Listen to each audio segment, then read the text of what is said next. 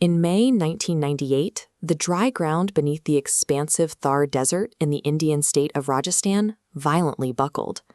This 3D map shows the multi-billion-dollar network of American spy satellites constantly sweeping the globe.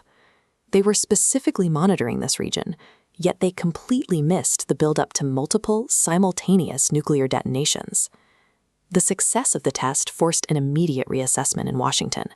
It proved that a nation with a fraction of the U.S. defense budget could effectively bypass a global surveillance architecture. Decades earlier, India's atomic ambitions started with a strictly peaceful mandate. Physicist Dr. Homi Bhabha envisioned using nuclear energy solely for electricity and civilian development in a newly independent nation. But geography dictated a harsher reality. In 1962, a sudden border conflict with China resulted in a sharp military defeat for India. 2 years later, China successfully tested its own nuclear bomb. The threat was suddenly right on their doorstep. During the 1971 war, the United States and United Kingdom dispatched heavily armed naval fleets into the Bay of Bengal and Arabian Sea to intimidate Indian forces. Only a rapid deployment of Soviet submarines intervened to prevent a multi-front assault. Surviving that blockade forced a brutal strategic calculation in New Delhi. Relying on foreign intervention was a fatal vulnerability. To guarantee its own survival against nuclear-armed neighbors, India required an independent deterrent. By 1974, Prime Minister Indira Gandhi authorized the Smiling Buddha operation, India's first atomic test. The Western response was furious. Developed nations severed atomic cooperation and quickly formed the Nuclear Suppliers Group, an international embargo designed specifically to choke off India's access to uranium and advanced technology. After decades of economic strain, the CIA detected preparations for a second planned test in 1995. President Bill Clinton utilized intense geopolitical threats to force India to back down. New Delhi learned a definitive lesson. If they were ever going to test again, it had to be a ghost operation. When Prime Minister Atal Bihari Vajpayee took office in 1998, he issued a highly classified directive. India would finish what it started. They would conduct a full-scale nuclear weapons test, and the Americans could not know until the detonation occurred. The execution of this near-impossible task fell to Dr. APJ Abdul Kalam, the chief architect of India's missile defense systems. Kalam's primary obstacle was the geography itself. The designated testing range in Pokhran is an expansive, entirely flat desert. There are no mountains or dense forests to hide under. From low Earth orbit, satellite sensors could pick up even the smallest track marks in the sand.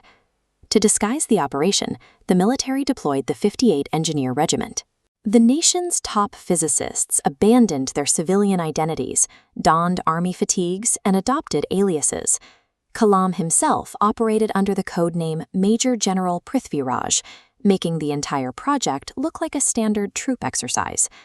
This diagram illustrates their most critical countermeasure. Indian scientists tracked the exact orbital mechanics of CIA surveillance satellites, calculating their speed and trajectory.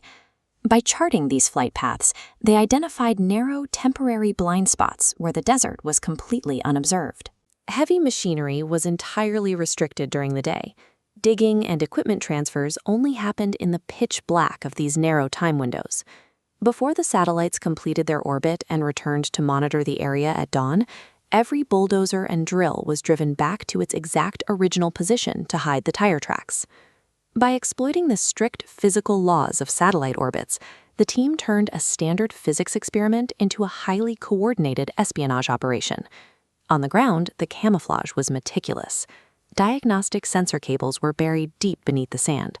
The bomb shafts themselves were covered with specialized netting designed to mimic native desert scrub. But they also employed psychological misdirection. The Army organized daytime cricket tournaments right next to the hidden shafts. When CIA analysts reviewed the satellite imagery, they saw soldiers playing sports, leading them to classify the site's activity as routine military recreation. By early May, the final payload was ready. The atomic devices were loaded onto military cargo planes under the deceptive codename White House to avoid any communication intercepts, and quietly secured in the desert shafts. This map shows the final hurdle. The countdown was paused because high winds were blowing steadily toward the nearby Pakistani border.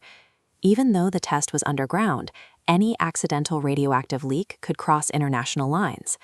They waited until the wind vectors reversed back into the Indian interior. On the afternoon of May 11th, the wind shifted. The detonator buttons were pressed, and 3 distinct nuclear devices fired simultaneously deep within the bedrock. Through strict discipline, physical decoys, and a perfect understanding of orbital timing, the scientific team completely bypassed the most advanced surveillance dragnet on Earth. The international response was absolute. The United States, Japan, and the United Nations Security Council rapidly condemned the action, slapping India with a barrage of severe economic sanctions meant to cripple its developing economy. But behind closed doors in Washington, the damage was done.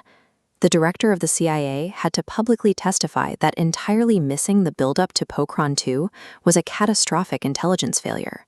Prime Minister Vajpayee and Dr. Kalam formally declared India a nuclear weapons state, stating that the arsenal was built strictly as a defensive deterrent.